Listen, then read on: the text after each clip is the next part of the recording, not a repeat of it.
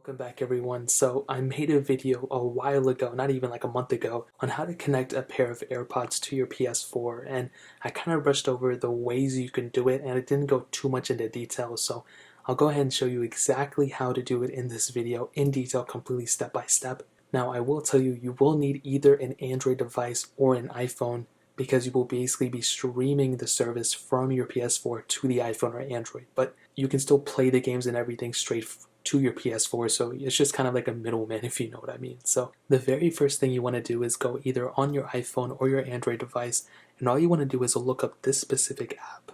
It's basically called Remote Play by Sony, so you can go and click on it and you can go and begin to download this. Now it's completely free, it's completely safe, it's by Sony themselves, so it's all good. The same app is also on Android like I stated, and you can do the exact same thing here. You can just click install and be good to go. So this is basically the main step you need to do. Now you will also need Wi-Fi, but I'm pretty sure if you have a PS4 you have Wi-Fi enabled already on it. And you need to be connected to the same Wi-Fi signal from your device to your PS4, so keep that in mind as well. Now at this point, once you have it open, all you want to do is click open.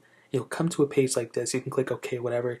Now you want to keep this screen on, and we're going to continue the rest of the steps on our PS4. Alright, my bad for the kind of weird setup, but once you're on your PS4 and you have it fully booted, all you want to do is go into your settings, which is right here. You want to scroll down until you see Remote Play Connection Settings, which is right there.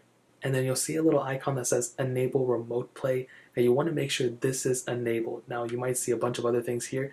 Don't worry about that. You can also turn this on if you want to, but there's really no reason to do right now. Once you see this Enable Remote Play, you want to make sure it's enabled. And then you're pretty much set. The rest of the steps we can do on our iPhone or Android device. Now once you have all that set up, all you want to do is go and click start, which is right there. It'll go ahead and start trying to find your PS4, but it will tell you to sign in with your account. So I'm going to go ahead and sign in with your PlayStation Network account. That is the same one on your PlayStation 4. And once you sign in, you'll come into a page like this and it'll tell you, okay, it's searching, it's going to connect, whatever. Now sometimes it might not work and you might have to register manually. That really just depends. As you can see, mine saw mine automatically, so I think I should be good. And again, the same exact process is for Android devices as well, since the same app is available as well. And as you can see, once you're here, you're pretty much set. You should be able to see the exact same thing that's on your PS4, on your iPhone, or on your Android, which is really cool. The controllers work. As you can see, everything works. I can click the home button and go straight home, which is really cool. Now at this point, this is where things get a little bit, expected. I think that's the best way to put it. So now what you want to do is you want to connect your pair of AirPods to your iPhone or to your Android. So on iPhones it's really easy. You just pair them like this and then click enable or whatever, and then you just put them in your ear and you should be able to hear everything that's going on with your screen itself as long as your AirPods are connected to your iPhone or your Android. So now the question is, okay, well, do I have to look at my screen the whole entire time and just listen here and use the screen controls? Well, not really. With iOS 13, we can actually connect our PS4 controller to our iPhone, and the same exact process for our Android device as well.